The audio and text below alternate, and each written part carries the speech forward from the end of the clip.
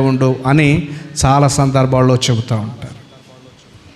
చింత చిక్కిపోయేటట్లుగా చేస్తుంది, నీ దేహాన్ని పాడు చేస్తుంది. దేవాలయం, దేవుని ఆలయం, నీవు నేను దేవుని కొరకు పరిశుద్ధంగా ఉండాలి. జీవము కలిగిన దేవుని మందిరములో జనులు ఎలాగూ ప్రవర్తించవలను అని చెప్పి తర్వాత తిమోతిని గురించి ఆ మాటలు మనకు కనిపిస్తాయి. రాబోతున్న దినాలలో ఆ మాటలు మనం వినటానికి ఇష్టపడదాం. ప్రియ సోదరి సోదరుడా, దేవుని మందిరం నీవు, దేవుని మందిరం నేను. లేఖను చెప్పిన మాట ఏమిటంటే దేవుని మందిరము పరిశుద్ధమైనది, దేవుని మందిరము పరిశుద్ధమైనది.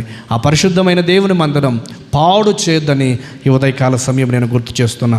పాడు చేయకుండా జాగ్రత్తగా దేవుని మందిరాన్ని కాపాడుకోవటానికి సిద్ధపడదా. దేవుని మందిరం పాడు చేసే సాధనాల గురించి మనం విన్నాం. శరీర సంబంధమైన పాపము దేవుని మందిరం అనబడిన దేవాలయం అనబడిన దేహాన్ని పాడు చేస్తుంది. త్రాగబోతుతనం దేహాన్ని పాడు చేస్తుంది.